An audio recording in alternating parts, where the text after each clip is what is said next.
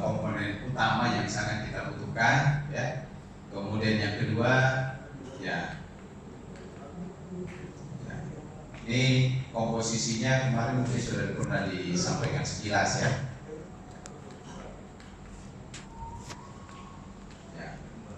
Ini limbah sisa hasil limbah dalam bentuk sampah. Kalau ini berbagai jenis sampah-sampah daunan, ya. Biasanya kan sebagian kita hanya kadang-kadang kumpulkan, ada yang dibakar segala macam, ya. Nah, kemudian kita juga butuh alat sekam, ya. Alat sekam ini banyak sekali fungsinya. Ingat Bapak Ibu, tadi sudah dijelaskan bahwa kebutuhan terbesar kita adalah bagaimana memperbanyak mikroba.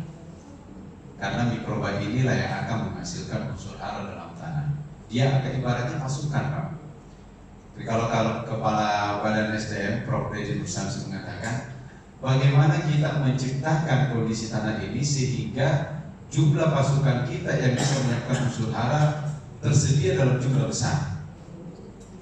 Nah, bagaimana caranya? Perbanyak mikroba dalam tanah.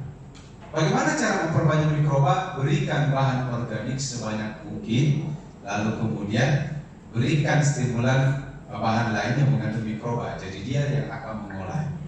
Nah, saya ingin mengulas sedikit lagi bahwa produk yang kebetulan memang menjadi hasil kajian saya, ya, eco farming, itu sengaja yang saya perbanyak mikrobanya, Pak.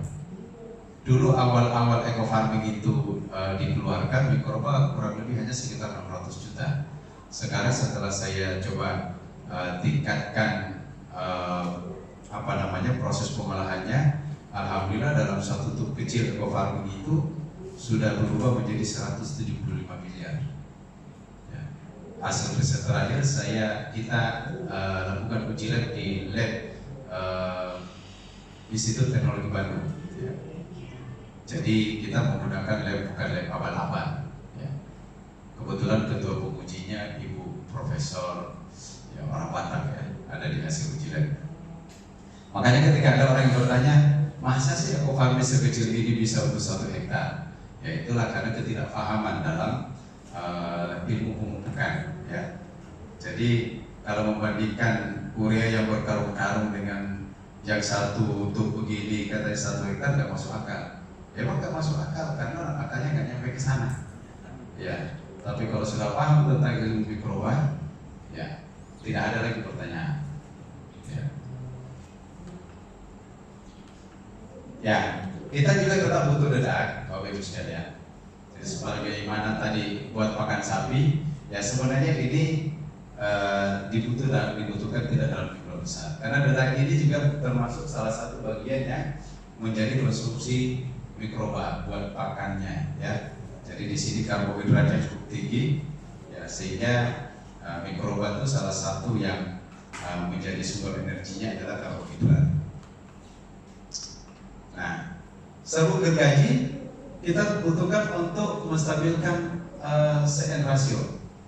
Bapak Ibu, berapa CN rasio dibutuhkan untuk pupuk organik yang mau diperjualbelikan? Perbandingan antara karbon nitrogennya kira-kira berapa? Ya. Supaya kita bisa menengok apakah pupuk yang beredar di masyarakat ini kategorinya dia pupuk atau pembedah tanah. Ya. Jadi kalau CN rasio yang dianjurkan dalam Permentan 70/2011 itu minimal 15%.